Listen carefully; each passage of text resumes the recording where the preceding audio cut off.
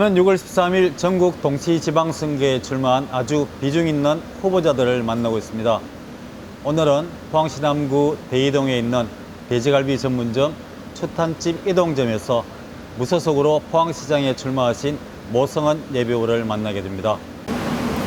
모성은 예비후보는 지난 1989년 내무부에 입사해서 1998년 안전행정부 지방행정연수원 교수를 역임하고 대통령 직속 지방국권위원회 실무위원과 대통령 직속 국가균형발전위원회를 거쳐서 현재는 한국지역경제연구원 원장과 대통령 직속 일자리위원회 민간전문위원회 위원장을 맡고 있는 포항지에서는 아주 역량 있는 후보자로 평가받고 있습니다.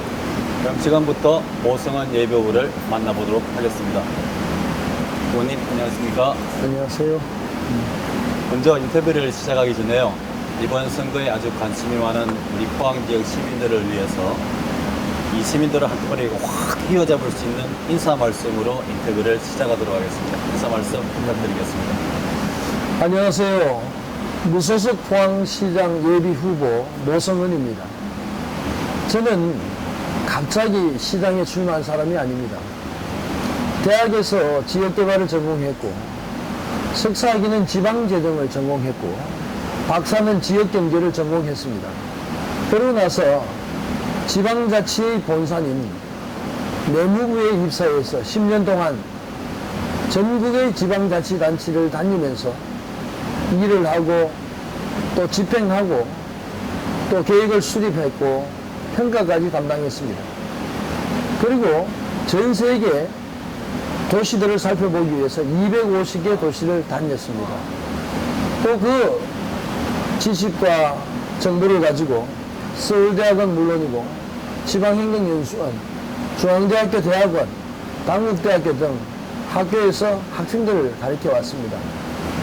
이제 그러한 전문적 식견과 경험과 지식을 우리 포항, 우리 고향 포항에 바쳐보려고 합니다. 아무쪼록 우리 포항 시민들께서 위기에 처한 포항을 살리는데 얼마나 전문적 식견이 필요한지 알아주시면 감사하겠습니다. 고맙습니다. 후보자님께서는 전문적인 식견을 바탕으로 포항시를 한번 경제를 살려보겠다는 의지를 표현하신 것 같습니다. 후보자님께서는 최근까지 바른미래당 소속으로 계셨는데요. 이번에는 또 무소속 출마를 선언하셨거든요. 이 이번에 무소속 출마를 선언하게 되신 배경이 됐으면 여쭤볼까요? 네. 저는 바른정당, 상당, 중앙당 발기인입니다. 네, 최순실 국정농단을 해결하고 또 정치권의 새로운 중도 보수를 만들어 보자는 생각이었습니다. 그래서 소기의 성과를 거둔 것도 사실입니다.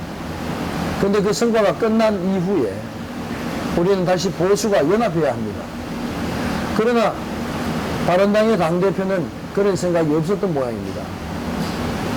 그래서 저는 국회 정론관에서 기자회견을 요청을 하고 기자회견문을 뿌렸습니다. 또 유승민 당대표를 만나서 포항 역사에서 강력하게 항의를 하기도 했습니다. 그러나 저희 그 강력한 요청이 받아들여지지 않았습니다. 자, 그러면 이때 전면 대응을 하자 해서 무소속으로 출마하게 된 겁니다. 제가 평소에 학교에서 가르치고 연수원에서 공무원들에게 강의할 때 썼던 말처럼 지방자치 제도는 어느 정치권에 소속되는 것이 아니라 또 정치인들의 신여가 아니라 오로지 시민들의 목소리를 귀 기울여야 한다는 그 바른 방법으로 정면 돌파를 하는 차원에서 무소속 출마하게 이르게 된 것입니다. 소신이 강하신 말씀 같습니다. 그렇다면 이번 선거를 이렇게 두고 볼 때요. 현 시장이신 이광택 시장께서는 자유한국당 소속이고 허대만 예비후보는 현재 여당인 더불어민주당 소속입니다. 또 이창현 후보는 바른미래당 소속이고요. 후보자님하고 선성호 후보께서도 무소속이신데 무소속의 그 힘이 각 정당에서 발휘할 수 있는 힘하고는 조금 차이가 난다고 봅니다.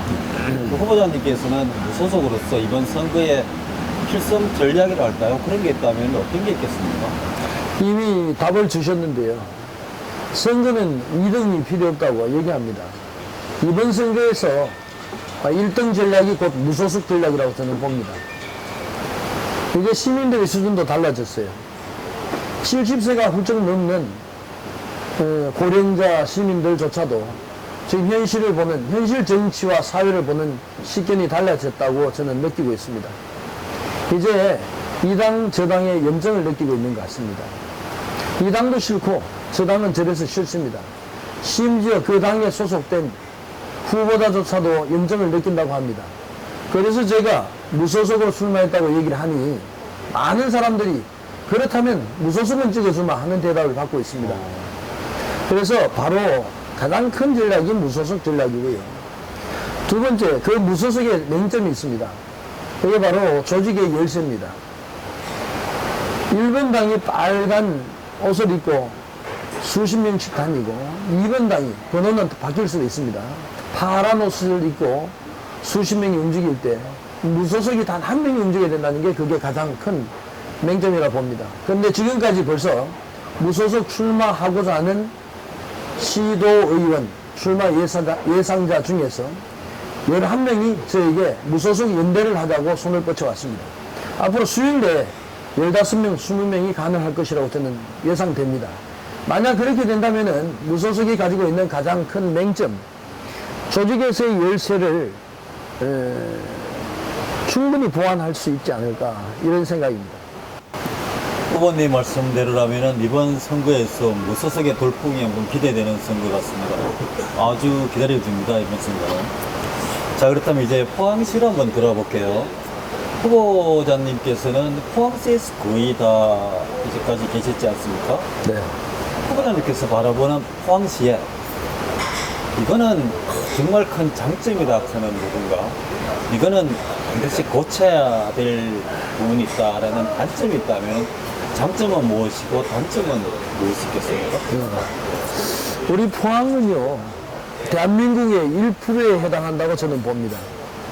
5천만 인구의 50만. 그리고 포항은 없는 것이 없는 것입니다. 산이 있고 강이 있고 들이 있고 농지가 있고 바다가 있습니다.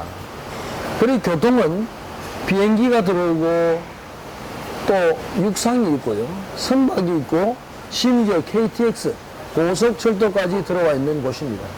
거기에다가 세계 유수의 포항제철 그리고 현대제철이 있는 기업도시입니다. 더욱이 포스텍이나 한동대 때문에 이렇게 고급 인력을 갖출 수 있는 곳이 없는 도시입니다. 그런데 신기한 게 있습니다. 모든 사람이 와서 하는 말씀이 왜 포항 경제가 침체될까? 포항 경제가 나빠질 수 없는 도시임에도 불구하고 왜 나빠지고 있을까? 왜 일자리는 없어지고 30개월 이상 인구가 줄어들까? 이걸 계속 문제 제기하고 있습니다. 저는 전문가로서 이렇게 평가를 합니다. 그것은 바로 리더십이다. 지도력이라고 봅니다. 어떤 지도력? 바로 전문가적인 리더십이 필요한 겁니다. 전문가적인 리더십이 필요할 때, 있을 때 모든 여건과 배경을 갖춘 포항시가 다시 회복되고 경제가 활성화될 수 있다고 봅니다. 후보님 말씀대로라면은 철강도시라는 그 장점에도 전문적인 리더십이 부족했기 때문에 많이 어려웠다는 그런 말씀이시죠. 그렇다면은 그런 말씀에 이어지는 맥락인데요. 포항시는 철강 연기가 장기간 침체가 되어 있었고 또 작년하고 올해의 지진에 대해서 지역 경기가 위축이 되고 있다는 지적을 받고 있거든요. 후보자님께서 생각하시기에는 지금 이 위축된 지역 경기를 활성화시키기 위해서 어떤 방안이 가장 필요하다고 보십니까? 저는 경제학 박사입니다. 그리고 지역경제 전문가입니다. 그런 고차원적인 대안이 아니고 지금 현재 우리 포항이 가지고 있는 문제는 단연 포항 지진이 어떤입니다. 포항 지진에 모든 열쇠가 있다고 저는 봅니다. 왜 그러냐면은 포항이라는 도시가 지진의 이미지, 훼손된 도시 이미지를 벗어버리지 못하는 한 포항의 경제는 다시 살아날 수가 없습니다. 왜냐하면은 이 흔들리는 곳에 관광객이 올 수가 없습니다. 4차 산업혁명 시대에 아주 현명경으로 정밀하게 처리해야 될 그런 제조 공정에서 이 포항의 기업이 돌아갈 수가 없습니다. 외부로부터 기업을 유치하는 것은 물론이고 기존에 있던 기업조차도 잃어버릴 수가 있습니다. 그래서 제가 포항 지진 범시민 대책 운동을 적극적으로 행하고 있는 것입니다. 바로 그거는 지진이라는 불명예 훼손된 도시 이미지를 회복하자는 데 있습니다. 이것이 바로 포항 경기를 살리는 첫 번째 단추가 아닌가 생각을 합니다. 네, 아주 좋은 말씀을 해주신 것 같습니다. 그렇다면 이제 포항시의 현안 문제를 한번 들어가 보겠습니다. 포항시의 현안 문제를 그 시민들께서는 가장 큰 문제로는 인구 감소 문제, 두 번째로는 형상암 오염 문제, 세 번째는 지금 우방 위치 주민들 중심으로 많이 이렇게 시끄러워지고 있는 동빈 대교 문제를 꼽고 있습니다. 먼저 인구 문제를 예를 들자면은 그냥 2015년이죠. 52만 5천 명 가까이 갔다가 지금은 다시 한 10,000명가량이 폭회를 했어요. 후보자님께서는 이 인구 감소가 되는 이 상황이 시민들도 물론 심각하게 생각하시고 특히 시민들은 이게 50만 미터로 떨어지게 되면은 남부청, 북구청이 합해져야 되고 지방세수도 많이 이렇게 감소해서 심각한 위기를 맞을 수 있다고 지적을 하거든요. 후보자님께서는 이 인구 감소를 막을 수 있는 방안이 있다면 어떤 게 있겠습니까? 네,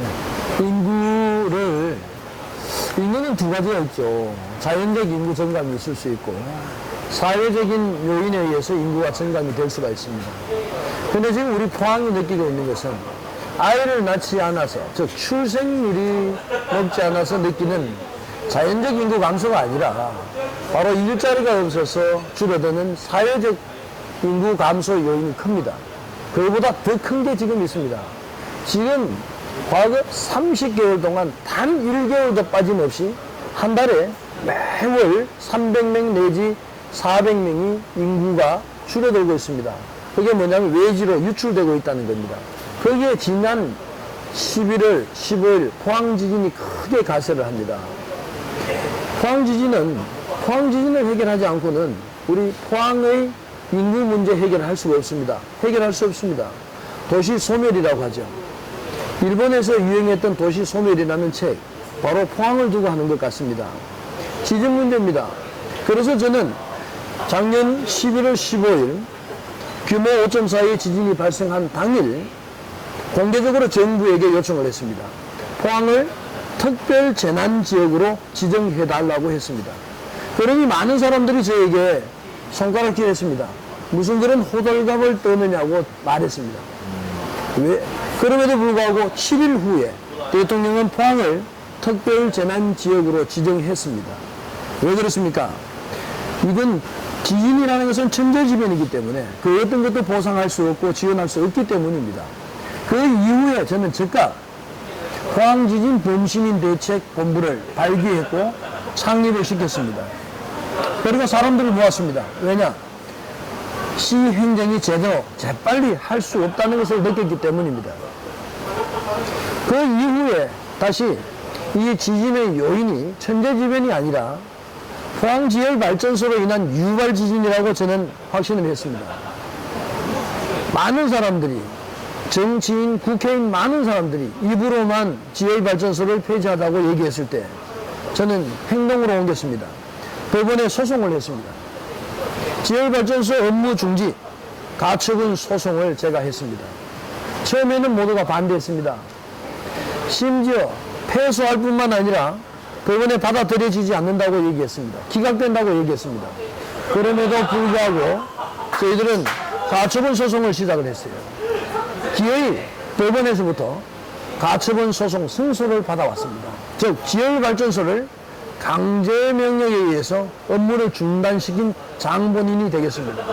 이제 앞으로 또 지진을 위해서 일을 해야 됩니다. 유발지진 규명을 해야 되는 거죠. 최근에 이진환 교수 등이 국제학술지에 포항지진은 유발지진일 가능성이 매우 높다라고 발표했습니다. 이제 그거 하나만으로 되지 않습니다. 앞으로 정부 조사상의 결과를 기다리면서 유발 지진을 규명해내겠습니다. 그 이유는 시민들에게 보상을 현실적으로 주자는 이유도 있지만 그보다 더 큰 게 있습니다. 포항의 도시 이미지, 지진 도시라는 불명예를 벗어버리기 위해서 그렇습니다. 그것만이 포항의 인구 유치를 막아낼 수 있다고 저는 보고 그것만이 포항 경제를 다시 살릴 수 있다고 보기 때문입니다. 네, 후보자님께서는 지진 도시라는 오명을 씻어내야지만이 포항시의 인구 증가에 일조를 할 수 있다는 말씀으로 들렸습니다. 그렇게 정리하면 되겠습니까? 알겠습니다. 그럼 좀 최근에 좀 뜨거운 현안인데요. 형산강 프로젝트 이야기입니다. 형산강은 지난해죠. 그 수연 오염 문제 때문에 많이 시끄러웠고 아직까지도 그 문제가 많이 회자되고 있거든요. 그런데 포항시에서는 지금도 형산강 그 프로젝트를 밀어붙이고 있는 상태고 거기를 통해서 뭔가를 만들려고 하고 있는데 후보자님 생각에서는 형산강 프로젝트가 지금 이대로 추진하는 게 맞다고 보십니까? 저는 참 이상한 일이 벌어지고 있다고 봅니다.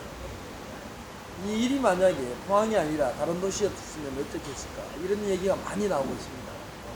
지진 문제도 그렇고 수원 오염 문제도 그렇습니다.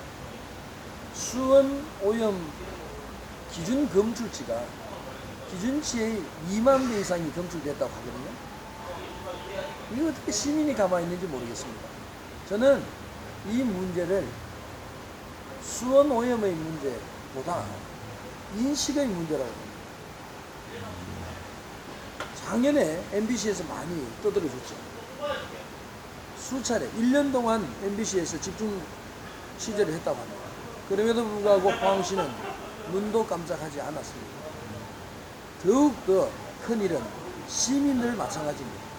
어떻게 이렇게 무관심한지 모르겠습니다. 저는 형산강 프로젝트 수원 오염 문제, 이거 첫 번째 단계가 수원 오염에 대한 인식의 문제라고 봅니다. 수원이 얼마나 해로운지, 인체에 미치는 영향이 얼마나 심각한지를 인식하지 못하고 있기 때문입니다.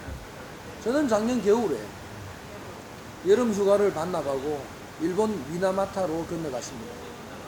그래서 미나마타에 있는 관공서를 방문하고 미나마타 병 박물관을 방문했고 많은 관계인들과 만나서 토론을 하고 왔습니다.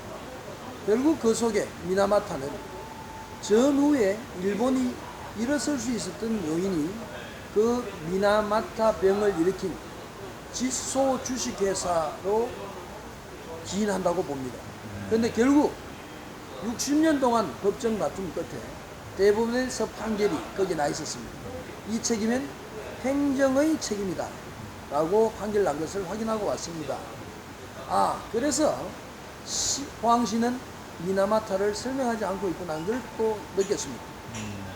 그곳에서 제가 느낀 가장 큰 것은 미나마타 병, 수원 오염이 얼마나 심각하고 막중한 것인가를 시민들이 인식하는 데 있다고 봅니다. 그러면 형산강 프로젝트가 어떻게 되든지 형산강 수연 오염이 어떻게 됐는지 해결은 단숨에 된다고 봅니다. 그렇다면은 시민들이 수원 오염에 대한 심각성을 인식을 했다는 거죠. 하고 난 뒤에 형산강에 대한 오염 문제를 집중적으로 거론해서 형산강에 있는 뭐 통상적으로 거론되는 방안들이 형산강을 준설해야 된다는 이런 방안들이 나오는데 거기는 동의를 하십니까? 준설해야죠. 제가 방금 말씀드린 것처럼 준설해서 그 퇴적물을 어떻게 처리하느냐 또 그 비용을 어떻게 충당하느냐 이런 문제가 심각하게 놓여 있습니다. 중요한 것은 인식입니다. 우리가 해야 된다는 겁니다.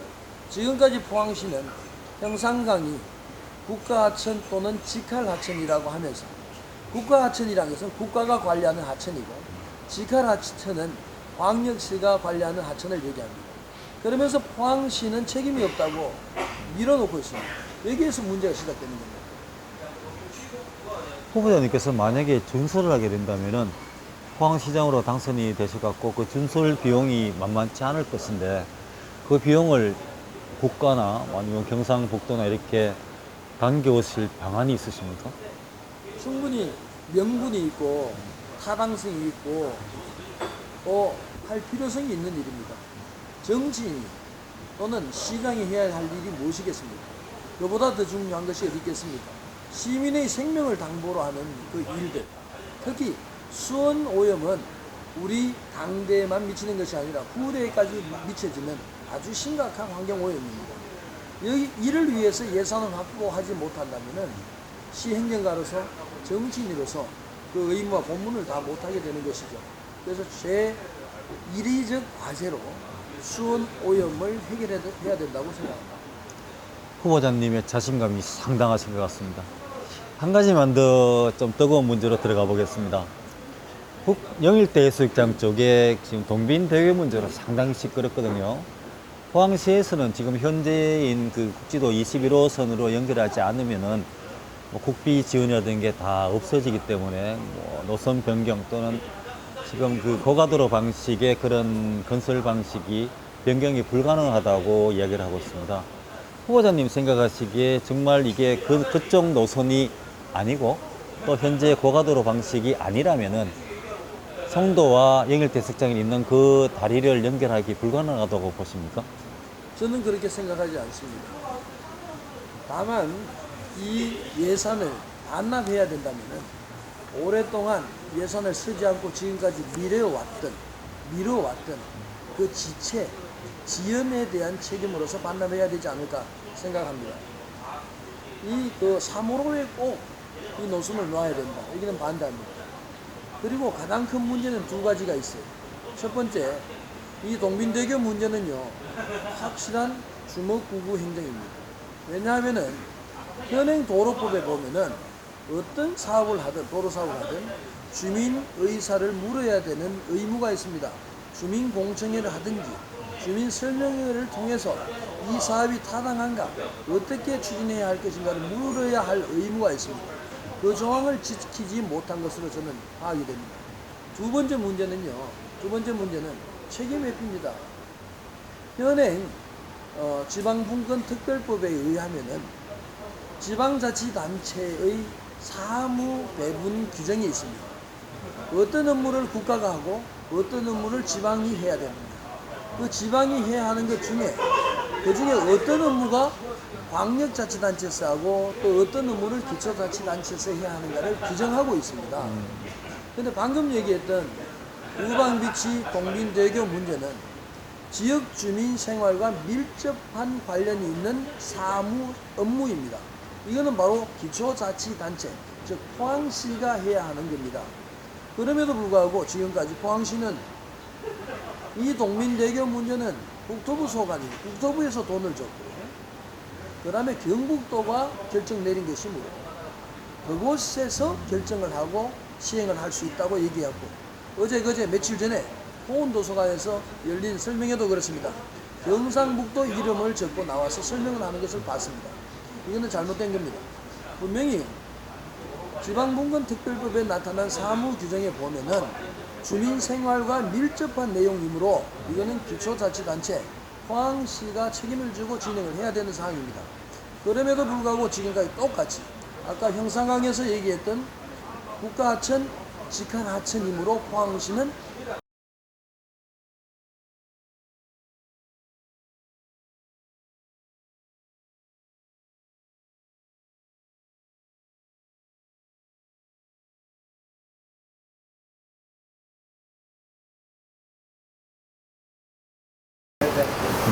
자, 그러면 이제 포항시 현안에 대해서 하나하나 짚어봤는데요. 다시 한번 선거판으로 한번 돌아와 봅시다. 후보자님께서는 다른 후보자들보다 좀 색다른 공약을 내놓으셨어요. 광명 철도망을 꺼내놓으셨고, 또 가까이 영천에서 멀리 청송까지 hun쟁의역 통합 같은 좀 색다른 공약을 제시하셨거든요. 근데 일각에서는 이게 되냐라는 의구심도 제기했고, 또 다른 분들은 이게 신선하다 이런 말씀을 하시단 말이죠. 후보자님께서 이 공약을 제시하신 특별한 이유란 게 있을까요? 뭐 배경이라고 이런 게 있습니다. 고맙습니다. 만약 제가 일반 정치인이라면은 그 공약사항이 얼마나 실현 가능성이 있을까라고 의문을 제기하는 게 맞을 겁니다. 그런데 저는 명실상부히 자존심을 갖는 경제 전략과 도시계획 전문가입니다. 저는 이렇게 생각합니다. 과연 그게 실현 가능성이 있냐는 얘기는 그 엄청난 예산, 재원을 어떻게 확보하느냐가 아닐까 생각입니다. 근데 그렇게 의문을 제시하는 분들은 제 공약을 제대로 읽어보지 않고 하시는 말씀입니다. 제 첫 번째 핵심 공약은 포항 대구 간 전철 교통입니다. 이 내용을 왜 하게 됐냐면은 아까 거슬러 올라가서 우리 포항의 문제는 궁극적으로 결국 인구의 문제입니다. 인구가 너무나 급격히 감소하고 있는 겁니다. 이 인구를 어떻게 붙들어 매여 놓을 수 있느냐 하는 방안입니다. 지금 생소하게 들릴지 모르겠어요. 그러나 수도권 서울에서는요, 서울 전철이 충청남도까지 오고 서울에서 했던 예전에 여러분들이 보아오셨던 전철이 강원도까지 가 있습니다. 이 포항 경상도에만 전철이 생소할 뿐입니다. 그런데 재원, 예산 확보 문제입니다. 전혀 문제가 없습니다. 거의 예산을 들이지 않고 할 수 있는 사업이 이 사업입니다. 어떻게 하느냐? 이미 대구 지하철 확산 노선 계획표가 있습니다. 대구 지하철 닦여져 있는 그 지하철과 그다음 광역철도망, 그리고 또 국도철도망, 그리고 KTX 철도망까지 연결하는 작업만 하면 되는 겁니다. 그리고 그 연결을 한 후에 저는 포항에 도시철도공사를 만들겠습니다. 그렇게 되면 거기서 일어나는 일자리 창출 효과가 굉장히 나타나고 있습니다. 전철을 그럼 왜 만드느냐? 대구에서, 대구 안심역에서 포항역까지 40분 거리입니다. 40분이면 통근이 가능하고 통학이 가능합니다. 고등학교에 여기 다니는 학생이 대구로 진학을 합니다. 지금 모든 학생들이 기숙사로 가거나 자취 또는 하숙을 합니다. 그리고 그것에서 대학 4년을 마치고 나면 취업, 직장을 갖게 되는데, 그러면 그것에 눌러붙어 있게 되고 결국 그것은 우리 포항의 인구가 유출되는 효과가 납니다. 그러나 방금 제가 제시하는 포항 대구 간 전철 개통은 통학을 가능하게 하고 졸업 후에 직장을 갖더라도 통근을 가능하게 합니다. 그래서 우리의 젊은 인구 유출이 감소시키고 또 젊은 인구를 저희들이 붙들어 넣을 수 있는 가장 큰 장점이 있기 때문에 첫 번째 핵심 공약을 만들어 놓습니다. 두 번째 핵심 공약이 바로 포항과 인접해 있는 영덕, 청송, 그리고 영천을 통합하는 4개 도시 통합 아닙니다. 대부분 사람들 그게 가능하겠냐라고 묻습니다. 가능합니다. 불가능하다고 얘기하는 사람 있죠. 누가요? 영덕 군수님은 반대할 겁니다. 청송 군수님 그리고 영천시장님도 적극 반대할 겁니다. 왜냐? 자리가 없어지기 때문이죠. 일부 공무원도 또 반대할 겁니다. 그러나 문제 없습니다. 왜요?